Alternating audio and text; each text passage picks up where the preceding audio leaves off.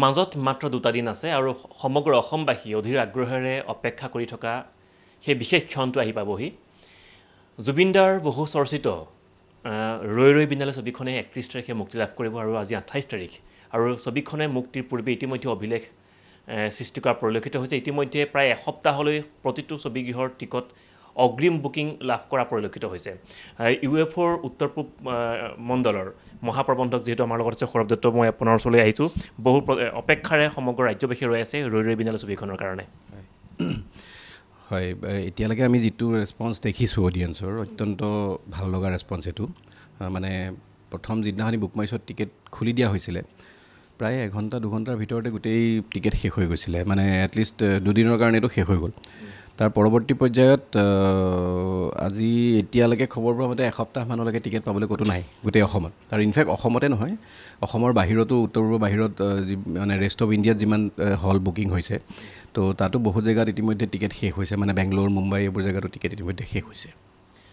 ইতিমধ্যে টিকটক লৈ বিভিন্ন ক্ৰীড়া প্ৰতিক্ৰিয়া সৃষ্টি হোৱা পৰিলক্ষিত হৈছিল যিবিলাক মাল্টিনেশ্যনেল কোম্পানীৰ অধীনত যিবিলাক চিনেমা হলছ আছে সেই চিনেমা হল কৰ্তৃপক্ষই টিকটৰ হাৰ বৃদ্ধি কৰা বুলি বিভিন্ন সংবাদমেলত প্ৰকাশ হৈছে আৰু অভিযোগ উত্থাপন হৈছে এইটো বিষয়ে আমি একচুৱেলি মই ব্যক্তিগতভাৱে হেৰি কৰা নাই মই ফেচবুকতে দেখিছিলোঁ এইটো বিষয়ে আৰু এইটো সিদ্ধান্ত অলৰেডি তেওঁলোকৰ মাজত হৈছে মানে প্ৰডিউচাৰৰ লগত তেওঁলোকে ডিছকাশ্যন হৈ গৈছে যিটো বাঢ়িছে বুলি হেৰি ওলাইছিলে সেইটো কমাই দিয়া বুলি মই গম পাইছোঁ আৰু যিটো ডিষ্ট্ৰিবিউশ্যনৰ ক্ষেত্ৰত আপোনালোকৰ অলপ কিছু পৰিমাণৰ জড়িত হৈ থাকে ডিষ্ট্ৰিবিউশ্যনৰ ক্ষেত্ৰত কেনেকুৱা ধৰণৰ ব্যৱস্থা ডিষ্ট্ৰিবিউশ্যনৰ ক্ষেত্ৰত একচুৱেলি আমি ডাইৰেক্টলি জড়িত হৈ নাথাকোঁ কাৰণ আমাৰ বস্তুটো হ'ল টেকন'লজি আমি টেকন'লজিটোহে প্ৰভাইড কৰোঁ মানে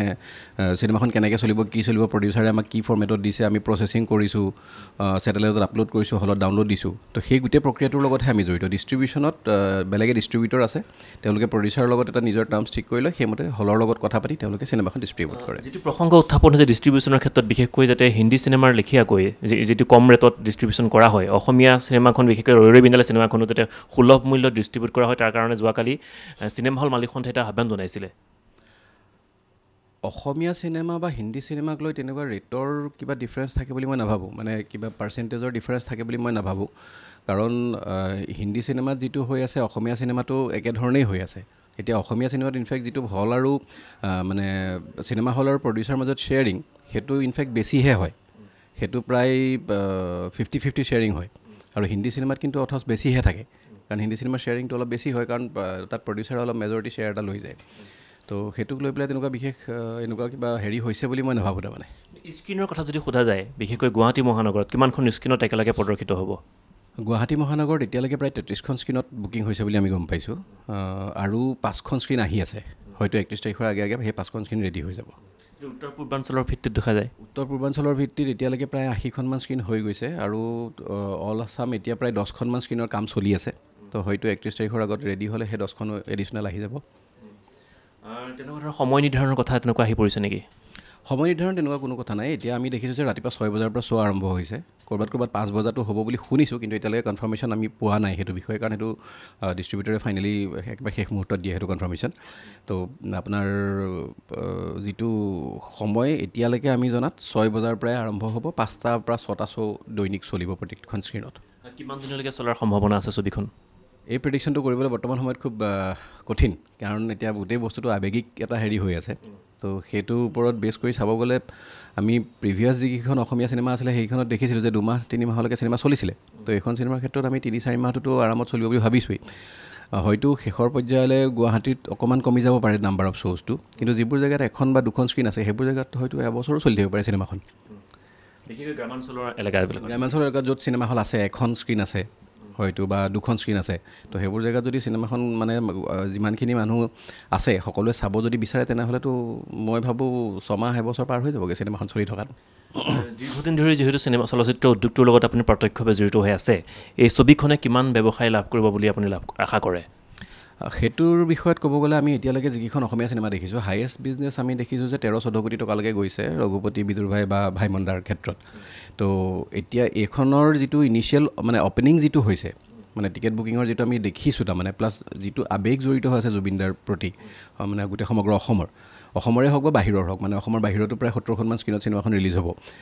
তো এই গোটেই যিটো আৱেগৰ ওপৰত ভিত্তি কৰি যদি আমি কওঁ হয়তো 2-3 গুণ হৈ যোৱাৰ সম্ভাৱনা আছে চিনেমাখনৰ সংস্কৃতি ক্ৰছ কৰাৰ সম্ভাৱনা আছে আজিৰ তাৰিখত ক'ব নোৱাৰি কিন্তু সম্ভাৱনা আছে উত্তৰ পূৰ্বাঞ্চলৰ আটাইকেইখন ৰাজ্যতে চিনেমাখন প্ৰদৰ্শন হ'ব হয় উত্তৰ পূৰ্বাঞ্চলৰ আটাইকেইখন ৰাজ্যতে হ'ব ইভেন মণিপুৰতো এবাৰ প্ৰথমবাৰৰ কাৰণে চলিব মিজোৰামতো চলিব বুলি আমি গম পাইছোঁ